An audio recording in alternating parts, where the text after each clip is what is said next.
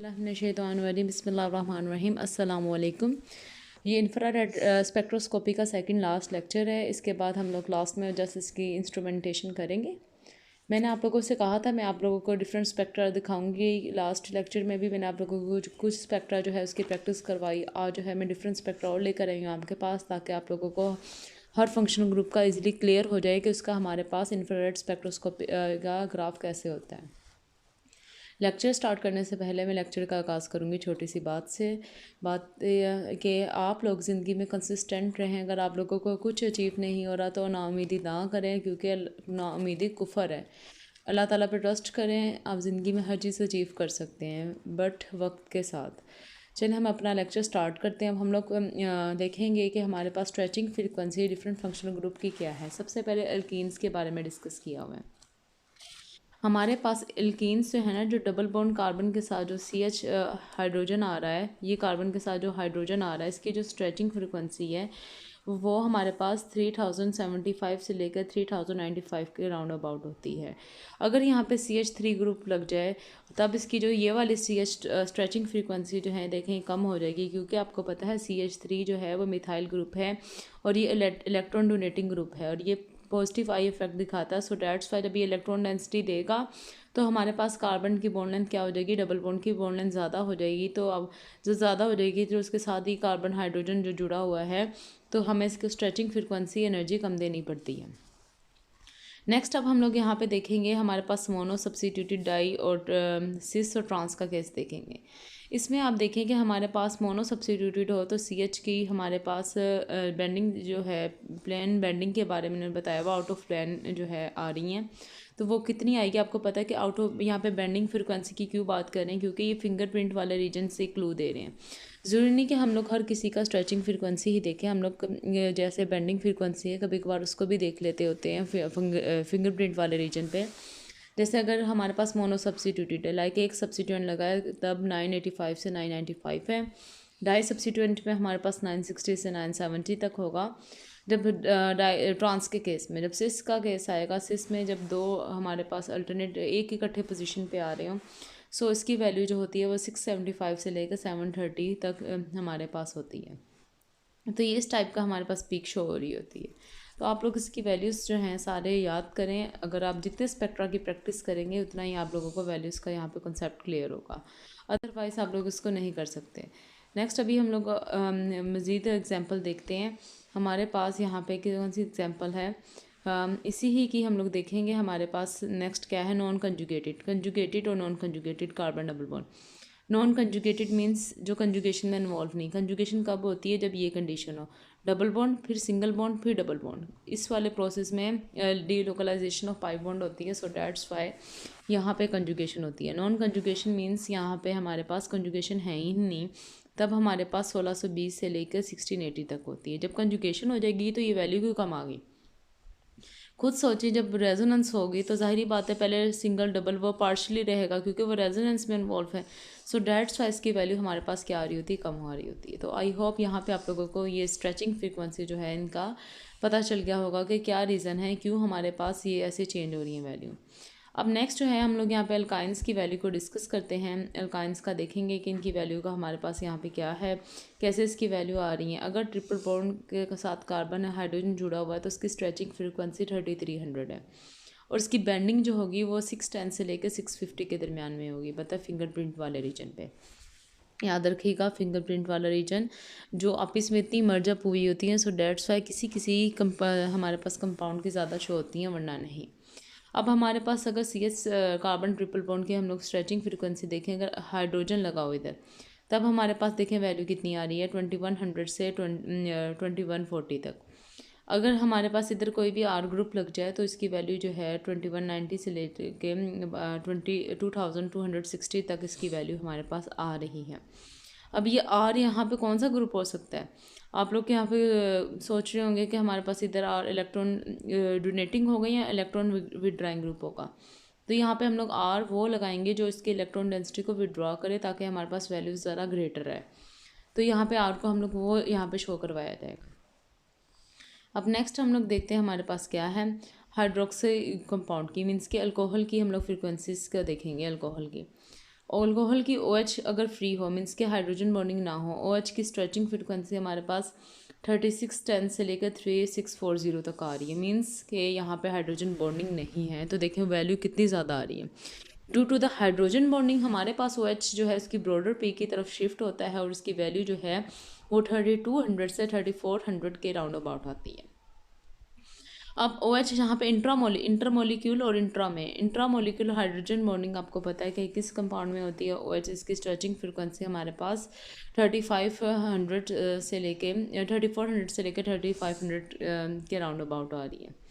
अब अल्कोहल में CH2OH means के ये C और O कार्बन और जो ऑक्सीजन के दरमियान में भी तो बॉन्ड होगा, तो अगर प्राइमरी अल्कोहल हो तो 1050 है, अगर सेकेंडरी अल्कोहल हो तो 1100 होगा, अगर टर्शरी अल्कोहल होगा तो हमारे पास 1150 तक इसकी वैल्यू आती है।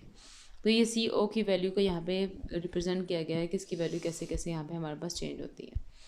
अब नेक्स्ट जो है हम लोग यहाँ पे एक स्पेक्ट्रा देखेंगे, यहाँ पे डिस्कस करते हैं। आप लोग ज़रा इसको ध्यान से देखिएगा, इसकी वैल्यूज़ को, इसको यहाँ पे डिस्कस करेंगे, फिर इसको आगे मॉडिफाई करते हैं। अब अल्कोहल की बात कही थी तो यहाँ पे हमारे पास फिनॉल का आ गया। ये देखें हमारे पास ये क्या है, मिथाइल ग्रुप लगा हुआ है, ये OH अल्कोहल है। मिथाइल ग्रुप इसको इलेक्ट्रॉन डेंसिटी दे रहा है, तो OH क्या कर रहा है, ये सारा रेजोनेंस में इन्वॉल्व होगा। सो डेट्स वाई हमारे पास इलेक्ट्रॉन डोनेटिंग ग्रुप होने की वजह से इसकी वैल्यू देखिए कहाँ आ रही है। अब ये OH ग्रुप की है, OH ग्रुप की आपको पता है कि हमारे पास 300 से 3400 के राउंड अबाउट ही इसकी पीक आ रही है। ठीक है। अब नेक्स्ट जो है हमारे पास ये CO स्ट्रेचिंग फ्रीक्वेंसी है, जो CO स्ट्रेचिंग फ्रीक्वेंसी आ रही है ये किसकी, अल्कोहलिक जो कार्बन और ये ऑक्सीजन जो है इसकी आ रही है। तो ये स्पेक्ट्रा हमें फिनॉल का यहाँ पे डिटर्मिनेशन हो रहा है, आप लोग इसको इजीली डिटरमाइन कर सकते हैं। मुझे कैसे पता चला ये फिनॉल है, यहाँ पे अगर मैं इसके फिंगरप्रिंट वाले रीजन पे देखूँ इस साइड पे, तो हमारे पास यहाँ पे बेंजीन की पीक आती है ये वाली 800 से 900 के दरमियान में। अगर ऐसे कोई पीक आपको शो हो, इट्स मीन कि यहाँ पे बेंजीन भी होगा, अरोमेटिक कंपाउंड होगा। सो डेट्स वाई मैंने कहा कि ये बेंजीन अरोमेटिक कंपाउंड है, तो ये हमारे पास उसकी पीक आ गई। और हमारे पास ये देखें कि OH लगा हुआ है इधर और इसके पैरा पोजिशन पर मिथाइल ग्रुप लगा हुआ है। पैरा पोजीशन पे मिथाइल ग्रुप लगा हुआ है, तो CH की यहाँ पे देखिए थोड़ी सी स्ट्रेचिंग फ्रीक्वेंसी भी आ रही है 2800 से 2900 के दरमियान में। तो ये था इसका हमारे पास यहाँ पे पीक। अब नेक्स्ट हम लोग देखेंगे डिफरेंट वैल्यू मज़ीद के हमारे पास और कौन कौन सी आ रही हैं वैल्यूज़। अब एक और अल्कोहल का केस देख लें, वो तो हमारे पास अरोमेटिक अल्कोहल था। अगर हमारे पास एलिफेटिक अल्कोहल आ जाए then what we can do here. So आप इसका यहाँ पे स्ट्रक्चर देखें कि क्या आ रहा है। इधर हमारे पास ये हमारे पास 1 2 3 कार्बन है जिससे प्रोपानॉल बोल रहे हैं। 1 लगा दें या ना लगाएं या डजेंट मैटर, ये जस्ट फंक्शनल ग्रुप की पोजीशन के लिए होता है। ये देखें अल्कोहल की, ये हमारे पास CH स्ट्रेचिंग की वैल्यू 2800 से 2900 के दरमियान में आ गई। अब देखें इस साइड पे अब हमारे पास क्या हो गया, कार्बन सिंगल बॉन्ड कार्बन जो है ना उसकी भी स्ट्रेचिंग की यहाँ पे वैल्यू आ रही है। अब हमारे पास जो है अगर कार्बन सिंगल बॉन्ड की स्ट्रेचिंग की वैल्यू आ रही है, ये हमें स्पेसिफाई कर रहा है कि ये हमारे पास क्या है, इंफ्रारेड स्पेक्ट्रा है। किसके लिए स्पेक्ट्रा है, ये हमारे पास एलिफेटिक अल्कोहल के लिए यहाँ पे स्पेक्ट्रा गिवन है। अब नेक्स्ट हम लोग देखते हैं हमारे पास डिफरेंट फंक्शन ग्रुप की वैल्यूज़ हैं। अब ये तो था हम लोगों ने अल्कीन्स, अल्काइंस और अल्कोहल का केस डिस्कस किया है। अब हम लोग मज़ीद देखते हैं और कौन कौन सी वैल्यूज़ हैं। मैंने आपको कार्बन ऑक्सीजन की भी बता दी, अल्कोहल ईथर ईस्टर के केस में आती है। कार्बन डबल बॉन्ड कार्बन की बताई। अरोमेटिक कंपाउंड में अगर हमारे पास कार्बन डबल बॉन्ड कार्बन आते हैं तो 1500 से लेकर 1680 तक उसकी पीक आती है। कार्बोनाइल अगर अमाइड में होगा तो इसकी इतनी वैल्यू पे आएगी। कीटोन और एल्डिहाइड का मैंने आपको डिफरेंस बता दिया था कि कीटोन की वैल्यू क्यों कम थी लास्ट लेक्चर में, और ये एस्टर की वैल्यू हमारे पास इतनी आती है। अल्काइंस की ये है, नाइट्राइल्स की हमारे पास 2200 से लेकर 2250 तक आती है। अल्केन्स की CH फ्रीक्वेंसी आप देखें हमारे पास क्या है, अल्कीन्स और अरीन्स बेसिकली बेंजीन रिंग्स हम लोग को डबल बॉन्ड को कहते हैं जो बेंजीन वाला हो। अमाइंस और अमाइड की, अमाइंस और अमाइड में यह है कि प्राइमरी सेकेंडरी अमाइन और अमाइड्स की होती है। टर्शरी अमाइन जो है वो स्पेक्ट्रा नहीं शो करता।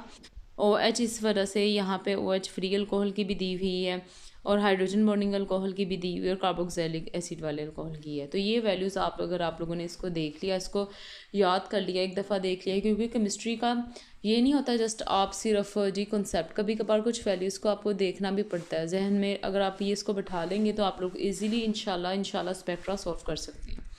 अब कुछ एग्जांपल्स करते हैं यहाँ पे मज़ीद हम लोग।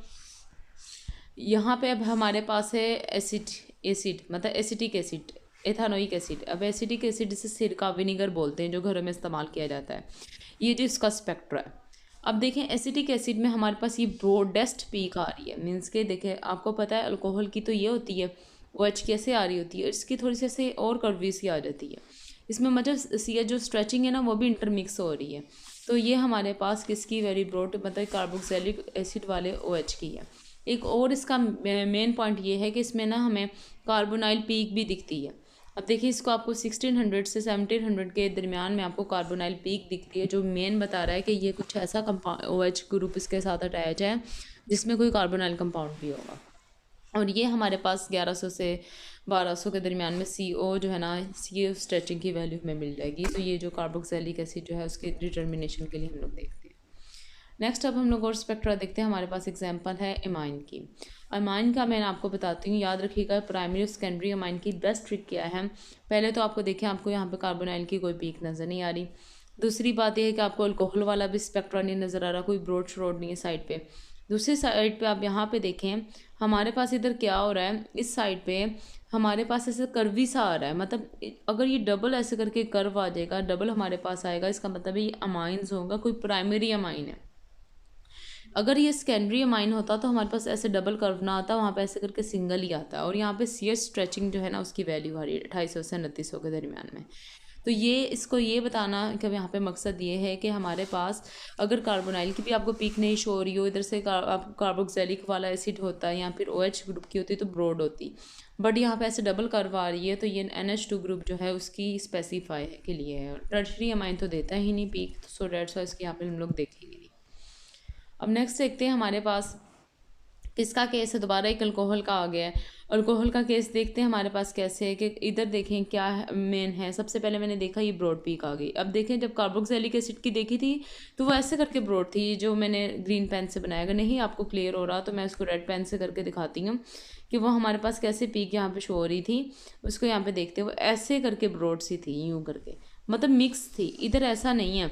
इधर आप देखें हमारे पास इधर क्या हो रहा है, इधर ये हमारे पास OH की है और इधर CS स्ट्रेचिंग की अलग है ये दूसरी वाले। और साथ यहाँ पे आपको कोई कार्बोनाइल की ग्रुप की पीक एब्सेंट होगी और यहाँ पे आपको 1100 से 1200 के दरमियान में CO स्ट्रेचिंग नज़र आती है। It's mean there is alcohol presence of alcohol. So that's why ये जो है, ये जो स्पेक्ट्रा है ये किसका है कि किसी भी हमारे पास यहाँ पे अल्कोहलिक कंपाउंड जो है ना ये उसका स्पेक्ट्रा दिया गया। अब नेक्स्ट हम लोग देखते हैं मज़ीद स्पेक्ट्रा जो है हमारे पास, ये एसिड का हम लोगों ने डिस्कस कर लिया है। अब ये देखेंगे हम लोग एस्टर का। एस्टर आपको पता है हमारे पास होता है जिसमें C डबल बॉन्ड O और ऑक्सीजन आ जाए, ठीक है। अब देखिए इसमें कार्बोनाइल की भी पीक आ रही है। अब मैंने इसको एस्टर क्यों कहा, यहाँ पे आपको कोई ब्रॉड पीक नज़र आ रही है, नहीं नज़र आ रही। तो देखिए यहाँ पे आपको 1740 तक या 1700 से 1800 के दरमियान में कार्बोनाइल की वैल्यू इस बार 1600 से ज़्यादा नज़र आ रही है 1600 से। It's mean there is a C double bond O group present. अब देखें हमारे पास इधर आपको जस्ट CS स्ट्रेचिंग की वैल्यू दूसरी साइड पे नज़र आएगी। यहाँ पे CS स्ट्रेचिंग की वैल्यू नज़र आ रही है, इधर हमारे पास कार्बोनाइल की वैल्यू नज़र आती है। दोबारा 1100 से 1200 के दरमियान में CO सिंगल बॉन्ड स्ट्रेचिंग जो है उसकी वैल्यू होती है। सो ये हमें स्पेक्ट्रा शो करवाता है कि यहाँ पे कोई भी एस्टर या वो एस्टर कंपाउंड होगा। अब नेक्स्ट हम लोग देखते हैं हमारे पास किसका स्पेक्ट्रा है, ये है कीटोन का। कीटोन का स्पेक्ट्रा लास्ट टाइम भी डिस्कस किया था मैंने। अब मैंने इसको दोबारा एक दफ़ा कहा है आपको लोगों को रिव्यू करवा दूँ कि जो 1680 से लेकर 1700 तक की वैल्यू होती है, ठीक है, कार्बोनाइल की। यहाँ पे कार्बोनाइल की पीक हो गई और यहाँ पे जो कार्बन डबल बॉन्ड के साथ जो हाइड्रोजन है ना हमारे पास, ये कार्बन डबल बॉन्ड ऑक्सीजन है। और यहाँ पे जो CS स्ट्रेचिंग की वैल्यू है ये देखें 2800 से 2900 के दरमियान में, देखिए कितनी ये कम आ रही है। अब नेक्स्ट जो है इधर भी हमारे पास अगर कार्बन सिंगल बॉन्ड कार्बन को आप लोग देखें तो यहाँ पे इसकी वैल्यू जो है ये आ रही है 1200 से 1300 के राउंड अबाउट। तो ये था हमारे पास किसका स्पेक्ट्रा है, कीटोन्स का। यहाँ पे प्रोपानोन का ये स्पेक्ट्रा दिया हुआ है।